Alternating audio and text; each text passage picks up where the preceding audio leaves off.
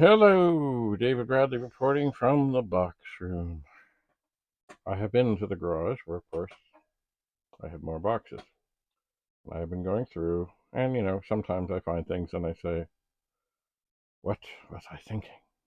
And then I find other things, such as a box with a variety of Commodore books. This one is, of course, the user guide for the 1541 disk drive. I'm sure it also mentions other things on the back you could buy. I'm not so sure that I've really referred to this much ever. And as most user guides go, it has some things. Ooh. Actually, it even has, I just saw a page with a performance test program that if you didn't have a disk, although you should have a disk, that you could type in. Now, one thing I am going to do, as I think I can, is I have a light here. And I'm thinking, excuse me, that it would be better over here, over here, if I'm going to be holding up books over here. Another thing, these are things that would come inside with your 64. And here's one, and it has all kinds of things. More things that you can buy. Buyer's Guide to Software and Accessories. On the front, it has a 128, a Commodore 128D, and a Commodore 64. It does, but inside, oh look, any special offer, a Commodore magazine. Anyway, there are all kinds of things, and basically this is their way, and it's a smart thing. Commodore 64, Commodore 128, Buyer's Guide to Software and Accessories. The right time, battery backed up calendar, clock calendar cartridge. Never heard of that. Physical exam. Anyway, there are lots of things. I suspect, oh, there's my favorite joystick right there. These are not all things made by Commodore. These are things made by, here's something, I think I have something, Hearsay. The Hearsay 1000 combines speech synthesis and voice recognition in one compact unit. Ooh. Cool. Anyway, I wonder, ooh, a Promenade EEPROM program. I have that EEPROM programmer. Anyway, I suspect this is a thing where it might be like where you paid to get in there. Mind you, Commodore wants to sell computers, and the more good stuff there is for their computers, the better. Oh, look. Here's a Quantum Link user's guide. Now, Quantum Link was kind of the internet before the internet. You had to phone in, typically. And they charged. And there were people, I knew a fellow that I worked with, his wife was like crazy on Quantum Link and ran up humongous bills. Anyway, this was a thing. And also, it came with its own disc. And as Sid Bolton said, he loved getting things with Quantum Link discs because that meant he got free discs to do other things with. Your guide to fun, adventure, and information. I do remember playing some. Oh, wait a second. It's not just a book. It's. If I could figure out how to unfold it. 1 second. Hello. Oh, yeah. Here we go. Oh, yeah. It's a poster that you can put on your wall and see all the magical things that Quantum Link to do. People Connection. Yeah, People Connection. Anyway, and that game. So it's Commodore Software Showcase. Just for Fun, People Connection, Customer Service, The Mall, News and Information, Learning Center, Commodore Information Network, People Connection. Ooh, playing online games, rooms, things, stuff. Yes. It was something. What do we... Oh, no. Now, on occasion, I have made the possibly said disparaging things about GEOS. And I don't regret one of them. Because, you see,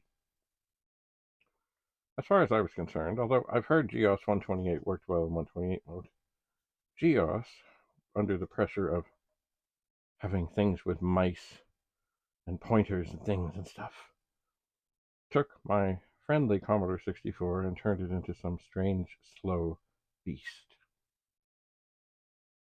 that I didn't know, and I'm sure there were some people it was great for.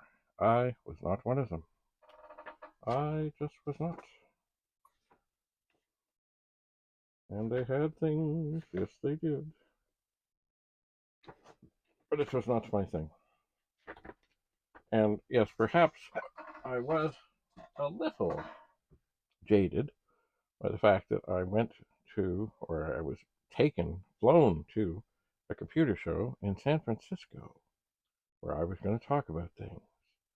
And I go in at the time that I'm supposed to, thinking, oh yeah, and there's some guy up there going through GEOS menus endlessly, not showing anything how to do anything, just going through one thing on the menu, one next thing on the menu, da da da da da, and in a monotone, sort of boring, whatever. He was supposed to get off, but he wouldn't get off. So finally, maybe 20 minutes late, he gets off and I get started, and we're going along. Well, apparently he was scheduled to come and do the next talk. So bang on the minute that he was supposed to talk, he's there insisting that I get off. And I remember there was some little old man, he probably was 80 or so, in the back. And I said, well, I might have to cut this short because the GEOS man wants to come back. And I can't I know what he said. And it rhymes with duck. That would be what the autocorrect would say. And the second word was him. So I kind of looked over at him, and I looked at the guy who was kind of moderating, and I said, I'm not finished. I got started late because of him, so he can wait. Anyway, ooh, looky. Here's a manual for a VIC 1525 dot matrix printer. These were loud. They were noisy. They worked. They also came with the same character set as the early printer I had, which was 2022, and the MPS 801, and they did not have a true descender in that the small characters didn't go below the line, and this could cause people to, especially if you're handing something in for school, it could cause people to think that you'd made a mistake and it was an upper and it was that. Anyway, they were good for listings, like directories of things, and other. I mean, they were fine. And they did do, like, there was a program called Print Shop and stuff, and they did okay things. But boy, they were loud and slow. But they did print. And, let's see. This looks like it's in pretty fine shape. Oh, look. I won't go into a whole, oh my, there's two of them. A whole long explanation of this. It's, oh, wait a sec. Oh, you know what it is. These are Commodore 64 user guides. But on the front, it proudly proclaims GEOS and Quantum Link. So let me just have a look here. One of them has a bit of a bend, so I'll open that one. But yeah, this is like the user guide for the computer, I think. Oh, wait a second. Oh, no, it isn't. It's GEOS User's Manual. Oh, yeah, for customer service. Yeah, Berkeley Softworks. So this is not what I thought it was at all. It's a manual for GEOS. For those that loved it, I'm so happy for you. I'm just not one of them. I'll set that aside. Here is the personal computer Commodore 64 introductory guide. Looks big, not many pages. I think mostly what it does is just show you how to, oh yeah, there's the thing about the cassette, how to turn loading a cartridge, turn off the computer before putting a cartridge in. Turn it off, right off. And loading a disk drive. What's in a software package? Oh, and looky here. Look, there's the 64. There in this cute little and shows you about what's on there. I must admit, I've had these before. I probably have a bunch of them. I don't think I've ever opened one. Ooh, about RAM. You have probably read or heard the terms RAM, random access memory, and ROM, read-only memory, used in connection with computers. These terms refer to two types of memory used by a computer in processing information. RAM is memory that you can use and, in capitals, change. For example, you can use RAM to enter a program and you can change that program while it is in RAM. The C64 can hold about 64,000 characters, bytes, of information in its RAM. This memory can be directly used by you, and it can be changed by you. ROM is memory that can only be used by the computer itself to perform and control its internal activities. ROM cannot be changed by you, although there are methods that you can use to see what values are in ROM. Your 64C also has 20K of standard ROM, read-only memory. The computer keeps track of how much RAM you have used and how much you have left. The computer also keeps track of the contents and status of ROM. So unless you are interested in creating your own programs, you generally need not be concerned about RAM and ROM. Yes, as you know, as time went on, most people, of course, became users, and they would load things. Maybe not so much programming, but still, there was great fun in sharing and learning programming things. Oh, what do we have here? Ooh, this. Well, I know what it is. This is another 1541 manual, but it has some damage. Maybe this would be a candidate. Ooh, yeah. Look at that. Hang on. This would be a candidate to maybe cut up for, well, maybe just the cover. I could frame it and put it on the wall. Alright, what do we have here?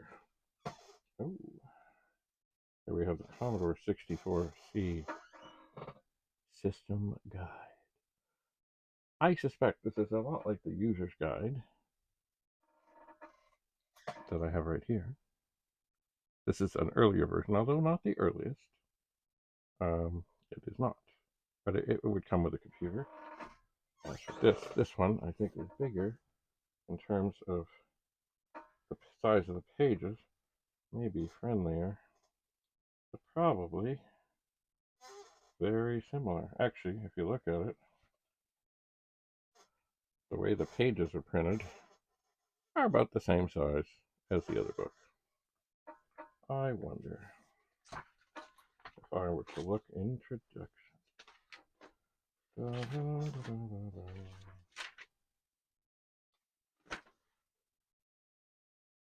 Getting started in basic. Alright, just a second. What is chapter 2 in here? If I can find it. I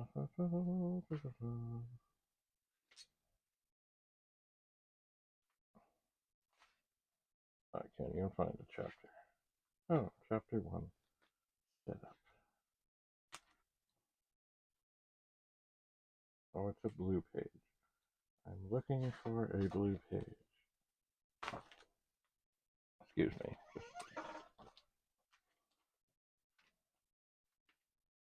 Oh, chapter 3. Beginning basic programming. There it is. Beginning basic programming. Whereas in the other one, it's chapter 2, getting started in basic. I never could find chapter 2 in here. Maybe, oh, there it is. There it is. Oh. Getting started. In the blue pages. Alright. Let's close these up. Hello. Now, what else is here? This looks out. This is the Commodore 64 Personal Computer Quick Connect Guide. And does this just, oh, it does. It folds open. Is it kind of like the Q-Link thing? Oh, looky. Oh. Isn't it lovely? It's a Commodore 64C. Oh, maybe that's where they are framing. I will be careful. Oh, no. No. One moment. Oh, I was afraid of this. I never have knocked this thing off my hat. But I think it does work pretty well here. Although it does throw a shadow. Alright, last two things. These are not from Commodore. This one. Who is this from? I've never heard of Bob. Something, Leroy Finkel. Anyway. This basic programming for home computers. So I guess most computers early on did have a basic language in them. Let me see here. Computers are coming home, and this book shows you how to read, write, and understand Microsoft Basic, the programming language used in the PET, Apple, TRS-80, and other personal-sized microcomputers. In just a few days, you can learn to do nearly anything you want using basic programs, without any special background or access to a computer. Funny, I met a fellow the other day, and as he said, he was writing programs long before he had a computer. And someone has done things and written some things in here. Cool. So it's kind of like a textbook that somebody did the highlighting on. Anyway, he went into an Apple store with a program that he'd written and sat there and started typing it in. And it was going very well. And he'd run things and he was very pleased. And without any warning, and without giving him a chance to even think about saving it, along came the salesman who wanted to sell these things and said, if you're not buying, and turned off the power. And the program, I don't know how long he was there, was gone. Needless to say, he did not buy an Apple. That is what we call bad customer service. He should have at least said, look, I understand you're working on something, but, and by the way, the store was empty, so there was no anything. This could have been a lifelong customer. Anyway, he could at least have looked, you better, we got to get moving along. If you can save that or, come back tomorrow and whatever. Oh no, just turns off the power. A word comes to mind. 7-letter. And it's not holy.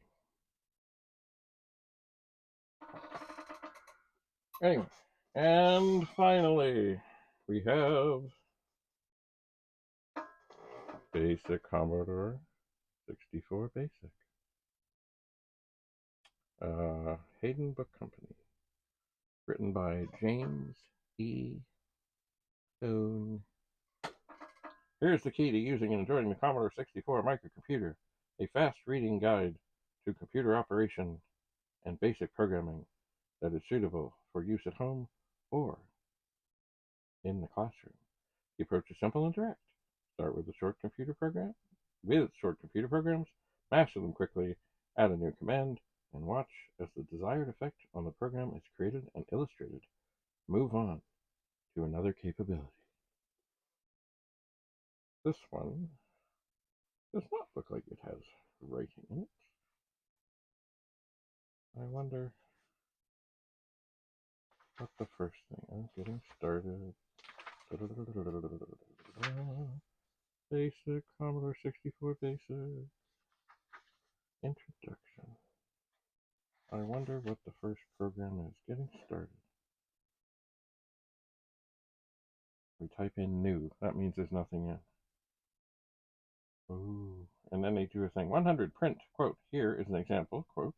110 print, quote. Of a program in, quote. 120 print, quote. Commodore 64 Basic, period, quote.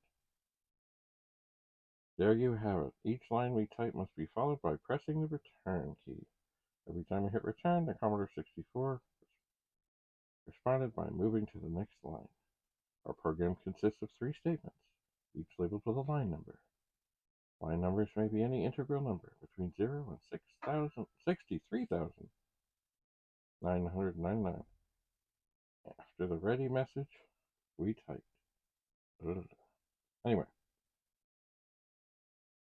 And when we press run, I'm not reading it now, but anyway, when you press run, it does indeed print. Here's an example of a program in Commodore 64 Basic. And there it is. That, actually, that really, before I had a word processor, that's how I did schoolwork, is I wrote a program. Not to manipulate the words, I would write a program with line numbers to print what I wanted to say. I would. And when it was all done, I'd look through it and check it all out. And I'd also, to get more on the line, I would do the line numbers, not long line numbers. And I would do a question mark and a quote. Because you see, you can actually get more than 80 characters on a line if you do the question mark. But it makes it harder to edit it. So I think I did finally arrive on the 60, which would leave 10 on each side, I believe. Anyway, but I would type the sentences in, 10, print, here's my project on electricity. 20, print, quote. Maybe I would leave a blank line. 30, print, quote. I, move it over, trying to find the center. 40, print, quote. David Bradley, quote. And then maybe put in a couple of 50, print, quote, quote. For a blank line. 60, print, quote, quote. When I got really advanced, I would do go subs for the blank lines. It was master. Anyway, and I would hand things in. Of course, the first thing I handed in was not accepted initially. The electricity teacher had to check with the office, but they thought that it was okay. They did. Anyway, well, that is all of the books from that box that I have that were Commodore related. There are other books I will look through, and once in a while I open up a box and I think, what was I thinking? But these things are all, well, the one is in pretty bad shape. It might be sacrificed, not thrown out. Probably, if anything, I would save the cover, and maybe I would stick it in the sleeve of a binder that I might have, I don't know, discs or information or something. I'm not sure, but I will see. Anyway, I have many more things to go through.